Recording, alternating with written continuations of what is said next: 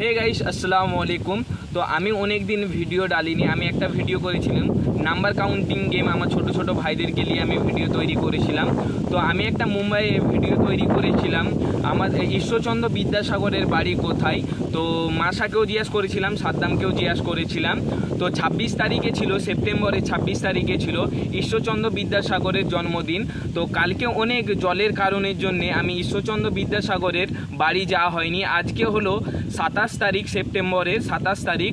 আজকে আমি যাচ্ছি ঈশ্বরচন্দ্র বিদ্যাসাগরের, আর আমার বাড়ি হলো মারিচাই। তোমাদেরকে ঈশ্বরচন্দ্র বিদ্যাসাগরের বাড়ি যেতে হলে তোমরা প্রথম পাঁশকুড়া আসতে হবে। তোমরা যদি বাইরের জায়গায় থাকো, সিটি এলাকায়, তোমাদেরকে প্রথমে আসতে হবে পাঁশকুড়া। পাঁশকুড়া থেকে আসতে হবে ঘাটালে। ঘাটাল থেকে তোমরা বর্দা চৌকন।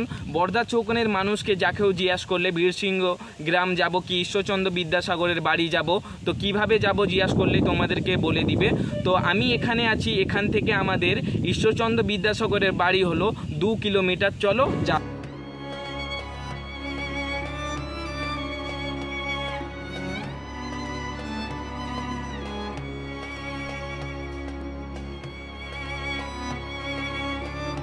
ফাইনালি চলে এসেছি খড়ার পৌরসভা এলাকায়।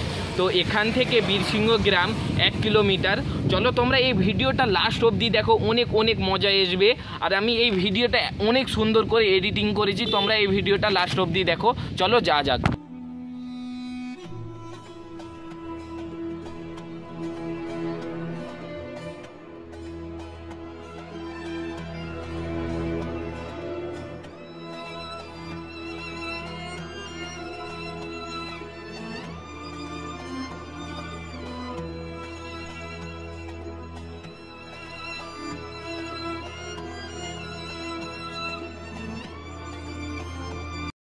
তো ফাইনালি আমি চলে এসেছি ঈশ্বরচন্দ্র বিদ্যাসাগরের বাড়ি। চলো। প্রবাদ প্রতিম শিক্ষাব্রতী সমাজ সংস্কারক ও বঙ্গীয় রেনেসাঁর অগ্রদূত ঈশ্বরচন্দ্র বিদ্যাসাগরের জন্মস্থান বীরসিংহ গ্রামটি ওতপ্রোতভাবে বাংলার ইতিহাস ও জীবনের সাথে যুক্ত। আজ আমরা চলেছি ঈশ্বরচন্দ্র বিদ্যাসাগরের জন্মস্থান বীরসিংহে। ট্রেনে হাওড়া থেকে পাঁশকুড়া এসে সেখান থেকে ঘাটালগামী বাসে করে পৌঁছতে হবে বীরসিংহ মোড়। বীরসিংহে নেমে ভগবতী বিদ্যালয়ের পাশ দিয়ে বাঁ দিকে একটুখানি এগোলেই ডান হাতে চোখে পড়বে বিদ্যাসাগরের জন্মস্থান। 1820 সালের 26শে সেপ্টেম্বর 1227 বঙ্গাব্দের 12ই আশ্বিন ঈশ্বরচন্দ্র বিদ্যাসাগরের জন্ম হয় এখানে। বিদ্যাসাগর যখন জন্মগ্রহণ করেছিলেন, বীরসিংহ গ্রাম হুগলি জেলার ক্ষীরপাই মহকুমার অন্তর্গত ছিল।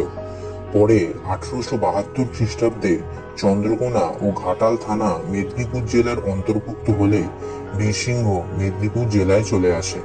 ঈশ্বরচন্দ্র বিদ্যাসাগরের আত্মজীবনী থেকে পাই, বীরসিংহ গ্রামে আমার জন্ম হইয়াছে, কিন্তু এই গ্রাম আমার পিতৃপক্ষীয় অথবা মাতৃপক্ষীয় পূর্বপুরুষদের বাসস্থান নহে। জাহানাবাদের ঈশান কোণে তথা হইতে প্রায় 3 ক্রোশ অন্তরে বনমালীপুর নামে যে গ্রাম আছে, উহাই আমার পিতৃপক্ষীয় পূর্বপুরুষদের বহুকালের বাসস্থান। ঈশ্বরচন্দ্র বিদ্যাসাগরের জন্মস্থান তথা আঁতুরঘর এটি। বিদ্যাসাগরের পিতামহ রামজয় তর্কভূষণ হুগলি জেলার বনমালীপুর থেকে এখানে বসবাস করেন। তিনি বিদ্যাসাগরের মাতা এবং পিতার জন্য একটি জমি ও বাড়ির ব্যবস্থা করেন বীরসিংহে। এখানেই বিদ্যাসাগরের জন্ম হয়। পরবর্তীকালে বিদ্যাসাগর এই বাড়িটি সংস্কার করে একটি মাটির দোতলা বাড়ি নির্মাণ করেন। 1869 সালের মার্চ মাসে এক বিধ্বংসী আগুনে বাড়িটি ভস্মীভূত হয়। সেই বছরেরই জুন মাসে মুচিরাম ও মনোমোহিনীর বিবাহ সংক্রান্ত বিবাদের জেরে বিদ্যাসাগর চিরতরে বীরসিংহ ছেড়ে চলে যান। এরও পূর্বে 1853-54 সালে বিদ্যাসাগর এখানে একটি মেয়েদের বিদ্যালয় ও একটি সান্ধ্য বিদ্যালয় স্থাপন করেন। 1890 সালে বিদ্যাসাগরের মাতৃদেবী ভগবতী দেবীর নামে একটি বিদ্যালয় স্থাপন করা হয়। 1933 সালে শ্রী B.A.J. বার্জ মেদিনীপুরের জেলাশাসক থাকাকালীন বিদ্যাসাগরের জন্মস্থানে একটি ফলক লাগান। এরপর 1937 সালে বিদ্যাসাগরের আবাসস্থলে তার নামাঙ্কিত স্মৃতিরক্ষা সমিতির উদ্যোগে একটি স্মৃতি মন্দির স্থাপনের কাজ শুরু হয়, যা 1940 সালের 17 মার্চ উদ্বোধন করা হয়।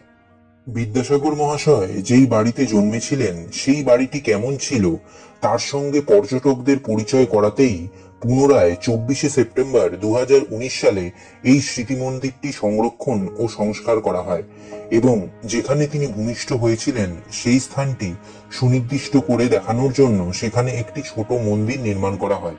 স্মৃতি মন্দির সংলগ্ন স্থানে একটি গ্রন্থাগার ও সংগ্রহশালা নির্মাণ করা হয়। সংগ্রহশালায় ছোট ছোট পুতুলের দ্বারা বিদ্যাসাগরের জীবনী সুন্দরভাবে ফুটিয়ে তোলা হয়েছে এবং সেখানে তার ব্যবহৃত সামগ্রী যেমন ধাতু নির্মিত পেপারওয়েট, বইপত্র, স্টিলের ট্রাঙ্ক, পাণ্ডুলিপি, মানিব্যাগ, বাঁধানো দাঁত, ভিজিটিং কার্ড, তাম্রফলক ছাড়াও তার বংশতালিকা সংরক্ষিত করে রাখা হয়েছে। বিদ্যাসাগর মহাশয়ের জন্মস্থানে মূলত 3টি একতলা বাড়ি রয়েছে। বাম দিকের ঘরটিতে সামনেই রয়েছেন মা ভগবতীর কোলে বালক ঈশ্বরচন্দ্রের এক সুন্দর মূর্তি। এছাড়া ওই ঘরটিতে আছে বিদ্যাসাগর মহাশয়ের পড়াশোনার এবং কর্মজীবনের অনেক সার্টিফিকেট এবং বেশ কিছু অমূল্য ফটোগ্রাফ। ঈশ্বরচন্দ্র বিদ্যাসাগর তার নিজের জীবনী নিয়ে এক মজার গল্প লিখেছিলেন। তার ভাষায়, শকাব্দ 1742, 12ই আশ্বিন, মঙ্গলবার, দিবা দ্বিপ্রহরের সময় বীরসিংহ গ্রামে আমার জন্ম হয়। আমি জনক জননীর প্রথম সন্তান। বীরসিংহের আধক্রোশ অন্তরে কোমরগঞ্জ নামে এক গ্রাম আছে। ওই গ্রামে মঙ্গলবার ও শনিবারে মধ্যাহ্ন সময়ে হাট বসিয়া থাকে। আমার জন্ম সময়ে পিতৃদেব বাটিতে ছিলেন না, কোমরগঞ্জে হাট করিতে গিয়াছিলেন। পিতামহদেব তাহাকে আমার জন্ম সংবাদ দিতে যাইতেছিলেন। পথিমধ্যে তাহার সহিত সাক্ষাৎ হইলে বলিলেন, একটি এড়ে বাছুর হইয়াছে। এই সময় আমাদের বাটিতে একটি গাই গর্ভিণী ছিল, তাহারও আজকাল প্রসব হইবার সম্ভাবনা। এজন্য পিতামহদেবের কথা শুনিয়া পিতৃদেব মনে করিলেন গাইটি প্রসব হইয়াছে। উভয়ে বাটিতে উপস্থিত হইলেন। পিতৃদেব এড়ে বাছুর দেখিবার জন্য গোয়ালের দিকে চলিলেন। তখন পিতামহদেব হাস্যমুখে বলিলেন, ওদিকে নয়, এদিকে এসো, আমি তোমায় এড়ে বাছুর দেখাইয়া দিতেছি। এই বলিয়া সুতিকা গৃহে লইয়া গিয়া তিনি এড়ে বাছুর দেখাইয়া দিলেন। মাত্র 4 বছর 9 মাস বয়সে ছোট্ট বিদ্যাসাগরকে ভর্তি করা হয় সনাতন বিশ্বাসের পাঠশালায়। পরে তার দাদু কালীকান্ত চট্টোপাধ্যায়ের পাঠশালাতে ভর্তি করান বিদ্যাসাগরকে। তখনকার দিনের পাঠশালার কিছু অংশ আজও অবশিষ্ট আছে, কিন্তু তার অবস্থা খুবই জরাজীর্ণ। বিদ্যাসাগরের জন্মস্থান থেকে বেরিয়ে বাড়ি ফেরার পথে এক জরাজীর্ণ টেরাকোটা মন্দির দেখতে পেলাম। থমকে দাঁড়ালাম।